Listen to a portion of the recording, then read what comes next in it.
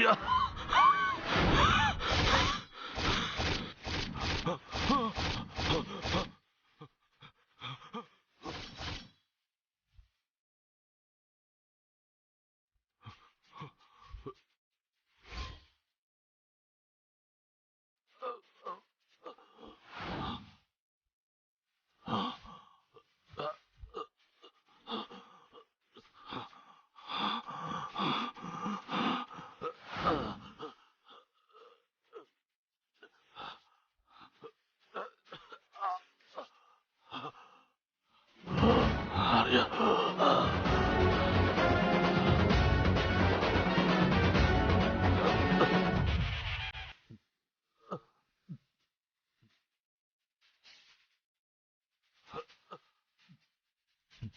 ఏంటి జలంధర్, ఊపిరాడటం లేదా? ప్రాణం పోతున్నట్టుగా ఉందా?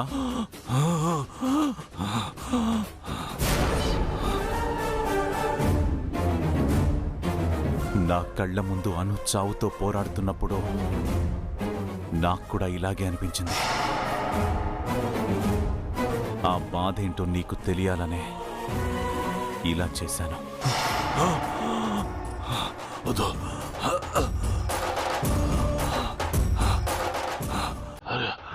అబో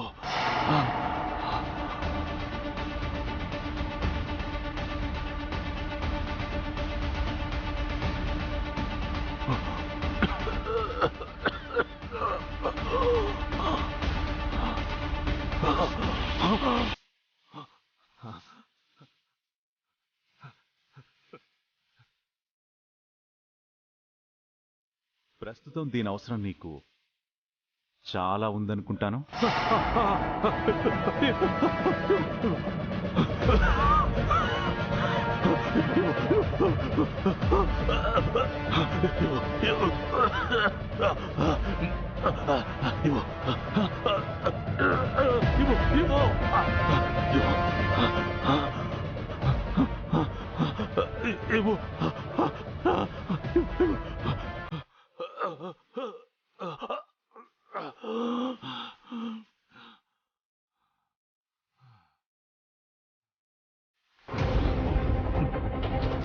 ఏంటి, చచ్చిపోతావని భయపడుతున్నావా?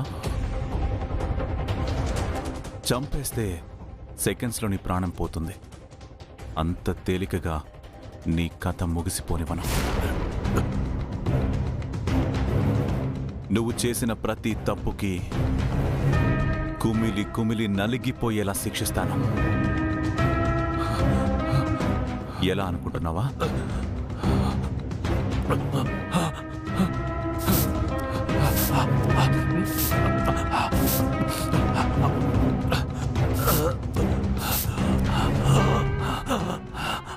ఇలాగే కళ్ళ ముందు చావుని నిలబెడతాను.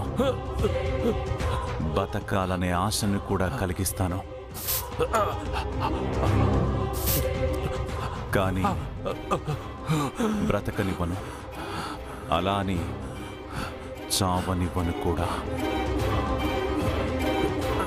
చావు బ్రతుకుల మధ్య నరకం చూపిస్తాను. ఆర్య ఇవ్వు, లేకపోతే చచ్చిపోతాను. ఇవ్వు ఆర్య, ఆర్య, ఆర్య. ఈ క్షణం నుండి నిన్ను చావు వెంటాడుతుంది జలంధర్. అది ఏ రూపంలో అయినా రావచ్చు. నువ్వు తినే తిండిలో, తాగే నీళ్లలో, అంతెందుకు నువ్వు పీల్చే గాలిలో కూడా నీకు ప్రమాదం పొంచి ఉంటుంది.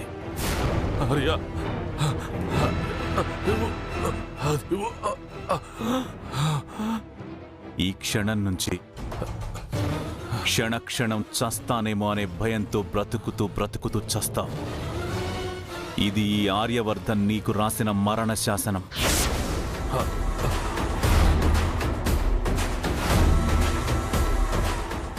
ఆర్య చచ్చిపోతాను. ఆర్య అది ఆర్య చచ్చిపోతాను. ఆర్య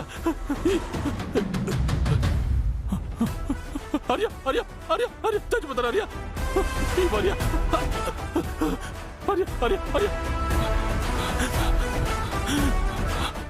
ఆర్య అది ఆర్య ఆర్య ఆర్య చచ్చిపోతా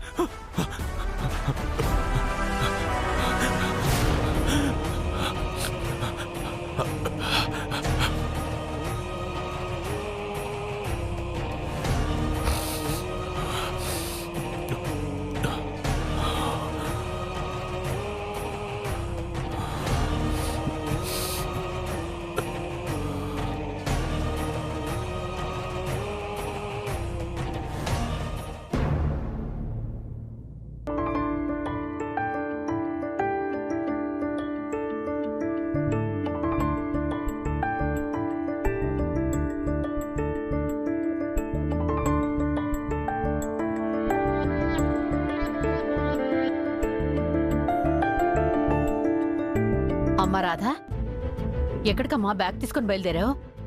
నేను పిల్లలు మా ఇంటికి వెళ్తున్నామా ఆంటీ. అదేంటమ్మా ఉన్న పళంగా వెళ్ళడం ఏంటి? అసలేం జరిగింది? నేనెవరైనా ఏమైనా అన్నారా? అయ్యో అలాంటిదేం లేదా ఆంటీ. మరి ఇంకేంటమ్మా?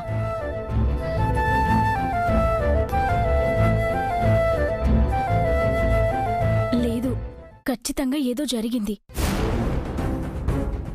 అందుకే రాత్రి కూడా ఇంటికి రాకుండా గుడిలోనే ఉండిపోయారు. మిమ్మల్ని దివ్యక్క కానీ ఏమైనా అనిందా? అయ్యో ఇది మరీ బాగుంది. అన్నిటికీ నన్ను విలన్ చేస్తారేంటి? రాధగారిని నేనేమంటాను? అసలు నాకేం అవసరం? అలాంటిదేం లేదా ఆంటీ. నన్నెవరూ ఏమీ అనలేదు. కానీ ఎన్ని రోజులు మీ ఇంట్లో ఉన్నా ఏదో ఒక రోజు మా ఇంటికి వెళ్లాల్సిందే కదా. నిజమే అనుకో, కానీ నీకు పిల్లలకు ఏ ప్రమాదం జరగకూడదనే కదా మిమ్మల్ని మాతో ఉంచుకుంటోంది. అసలే ఆ దుర్మార్గులు ఎప్పుడు ఏం చేస్తారో అని అనుక్షణం భయపడుతూ ఉన్నాం.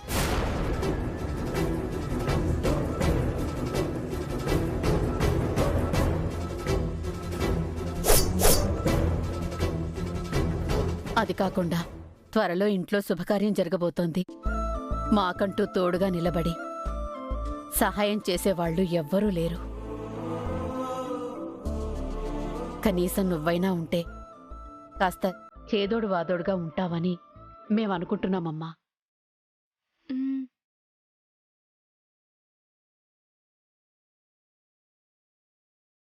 అలా అని అవసరానికి వాడుకుంటున్నావని అనుకోకమ్మా. అయ్యో అలాంటిదేం లేదా ఆంటీ. నాకు ఒక కోడలుంటే ఎంత బాధ్యతగా ఇల్లు నడిపిస్తుందో, నువ్వు కూడా అలాగే మా పట్ల బాధ్యతగా ఉంటావనిపించి ఇలా అడుగుతున్నానంతే.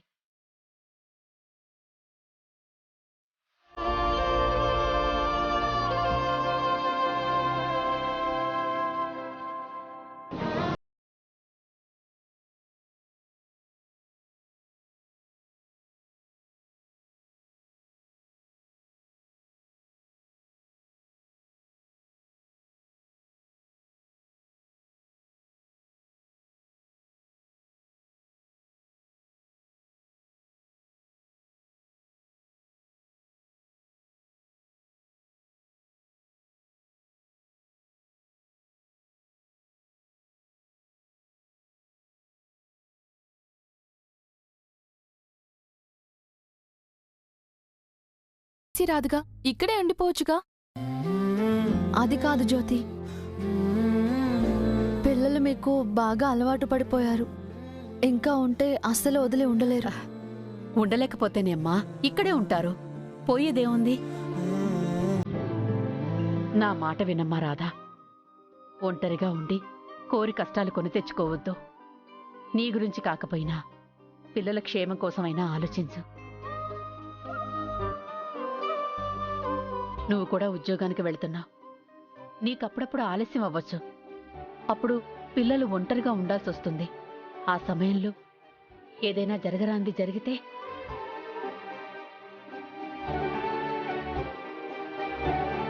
కీడెంచి మేలించమన్నారు.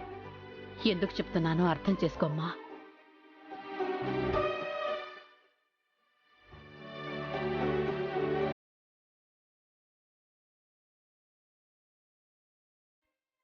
ఇక్కడే ఉందామమ్మా, ప్లీజ్ అమ్మా.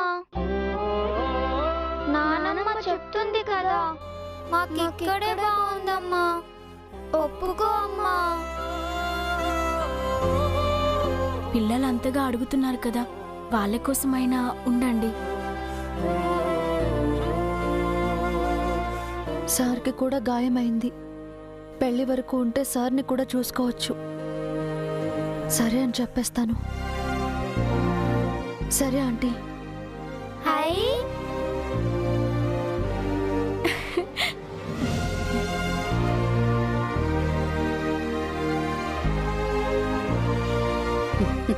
అలా అన్నారు, బాగుంది. పిల్లలు లోపలికి పదండి.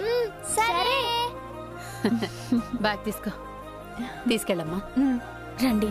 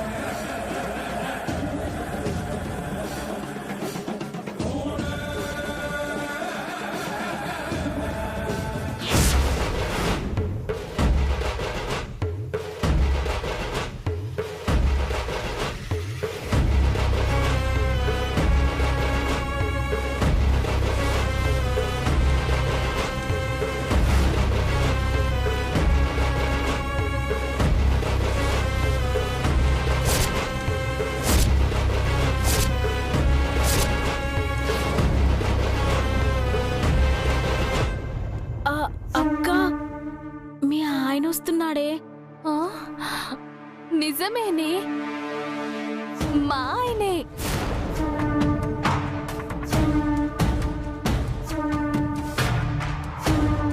ఈ మహానుభావుడు ఎందుకు వస్తున్నాడో? అల్లుడు ఈ టైంలో వచ్చాడేంటి? మళ్ళీ ఏం కొంపలు ముంచుతాడో ఏమిటో. సార్ సార్, నా డబ్బులు సార్. అందుకే వచ్చిన వాళ్ళు ఇచ్చినాక ఇత్తతి అతమా.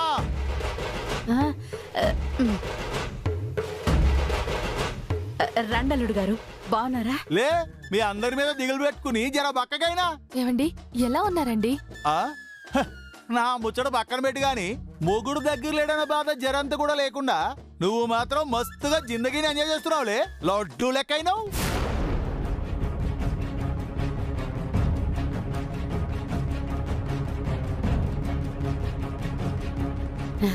అవే మాటలు అల్లుడు గారు, అది మీ గురించి తలుచుకొని రోజే లేదు. అబా అబా, గట్లనా? ఎట్లా చేసుకుంది? గా బట్టే బాస్గాడు వస్తాడా రాడా, నన్ను తోలుకుపోతాడా లేదా అనా? అయ్యో,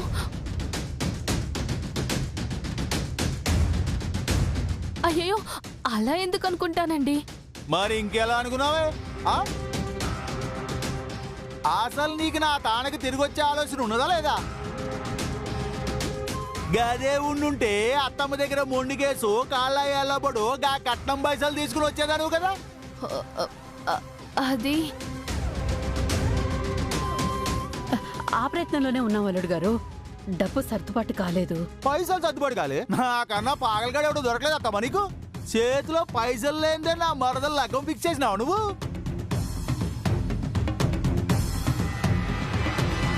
ఇగో, నాకు ఇయ్యాల్సిన పైసలు నీ బిడ్డలాగా కానీ ఖర్చు చేస్తున్నావు అని తెలియదు అనుకున్నావు. నా పెళ్లి నా సంపాదనతో చేసుకుంటున్నా. అయినా నాది లవ్ మ్యారేజ్. తను నీలా ఏం కట్నం అడగలేదు. ఓ, గట్లా డిసైడ్ చేసినావా? ఇగో, ఇప్పుడు అడగడు, పెళ్ళైనాక గా ముచ్చట కూడా అయినాక అప్పుడు వెలికి పెడతాడు. అప్పుడైనా ఇయ్యాల్సిందేగా పైసలు. లేదల్లుడు గారు, కట్నమేమి ఇవ్వడం లేదు. పెళ్లి మాత్రం తాహత్కు తగ్గట్టు జరిపిస్తున్నాం. అది కూడా సూర్య కష్టపడి సంపాదిస్తున్నాడు. సూర్యనా? ఆగంటే మా బామ్మది. అవు గారి ఇంటికి వచ్చిండ కదా. అవునలుడు గారు. అస్తా గోల్డ్ బిస్కెట్లు సంచలో వేసుకొచ్చిండా? అందుకేనేమో ఇంత ఘనంగా నీ బిడ్డ పెళ్లి చేయనీకి డిసైడ్ చేసినావు. అవు ఇంతకీ నా బామ్మదేడి ఏడున్నాడు? అన్నయ్య లేడు, బయటికెళ్ళాడు. బయటికి వెళ్ళిండా లేక నేను వస్తానని తెలిసి భయపడి పారిపోయిందా? గట్లుంటది మరి మనతోటి వచ్చడా? అయ్యయ్యో, మాటల్లో పడి మర్చిపోయాను. బయట నిలబడి మాట్లాడుతున్నారు. లోపలికి రండి అల్లుడు గారు.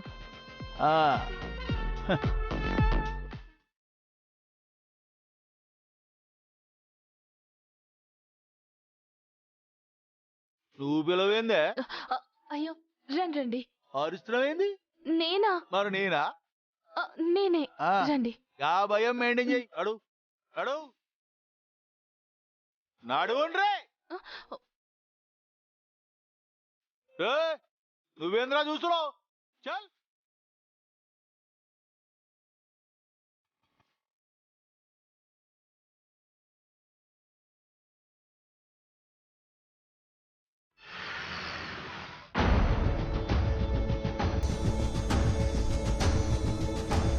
జలంధర్, కానిస్టేబుల్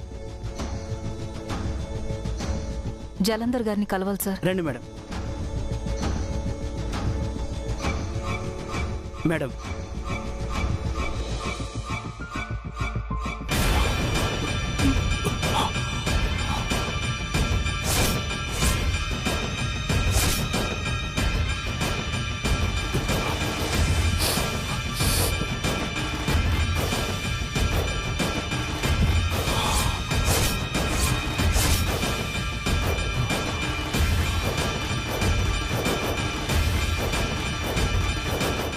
అన్నయ్య, అన్నయ్య,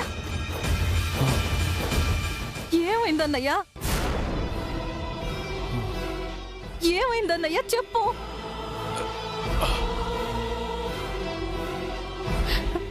సార్, మా అన్నయ్య ఇలా సఫర్ అవుతుంటే స్టేషన్లో పెట్టుకుని ఏం చేస్తున్నారు? హాస్పిటల్కి తీసుకెళ్ళాలి కదా సార్. మేము తీసుకెళ్తామని చెప్పాం మేడం. తనే కోఆపరేట్ చేయట్లేదు. అన్నయ్య, ఎందుకన్నయ్యా? ఏమైంది? అన్నయ్య, ముందులే హాస్పిటల్కి వెళ్దాం పద. లే అన్నయ్య. వద్దు వద్దు, నేను రాను. హరివర్ధన్ చంపేస్తాడు హరివర్ధన్. నేను రాను. అన్నయ్య, అన్నయ్య.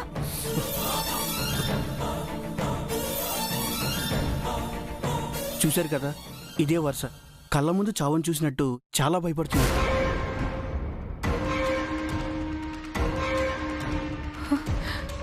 అసలు ఏమైందన్నయ్యా?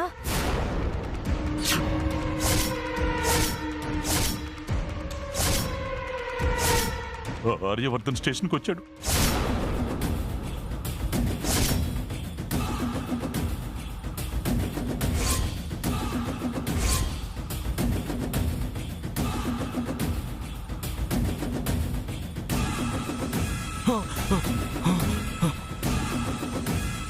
అప్పటి నుంచి మంచినీళ్ళు తాగడానికి కూడా భయపడుతున్నాడు మేడం. చెల్లమ్మా, నువ్వు కూడా ఆర్యవర్ధన్ జోలికి వెళ్ళకు. వద్దు, నా మాట విను. వెళ్ళదు, ఆర్యవర్ధన్ జోలికి వెళ్ళదు. సరే అన్నయ్య, నీకేం కాదు. నువ్వు అనవసరంగా భయపడకు. నేనున్నాను కదా, నువ్వు ధైర్యంగా ఉండన్నయ్యా. సార్, డాక్టర్ని పంపిస్తాను. ట్రీట్మెంట్ చేయించండి సార్. అలాగే మేడం. అన్నయ్య, నువ్వు ప్రశాంతంగా పడుకో. నేను నిన్ను మళ్ళీ వచ్చి కలుస్తాను. లేదు, అమ్మో, నేను నిద్రపోను. నేను నిద్రపోతే హరివర్ధన్ కళ్ళకి వస్తాడు. నిద్రపోను. వద్దు.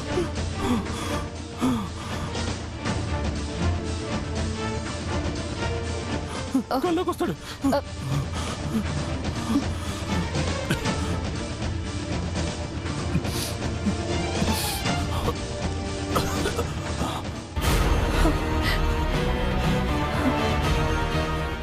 గారు అంతలా భయపడుతున్నారు అంటే మా బ్రోయిన్లో ఎంతలా భయపెట్టుంటారో అర్థమవుతుంది. మా అన్నయ్యని భయపెట్టిన ఆర్యవర్ధన్ని నేను వదిలిపెట్టను. ఇంకేం చేస్తారండి? చావుని సైతం గెలిచొచ్చిన మీ అన్నయ్యకే చావుని పరిచయం చేసి వెళ్లారు. ఇంతకంటే ఏం చేస్తారు? చేస్తాను. బంధాలు బాధ్యతలు అని తిరుగుతున్నాడు కదా, ఆ బంధాలతోనే దెబ్బతీస్తాను. ఆ బాధ్యతల్ని మోయలేని బరువును చేసి ఓడిపోయేలా చేస్తాను. అంటే అసలు మీరేం చేయాలనుకుంటున్నారు? నాకేం అర్థం కావట్లేదు. హరీష్ని పిలిపించు, అంతా నీకే అర్థమవుతుంది.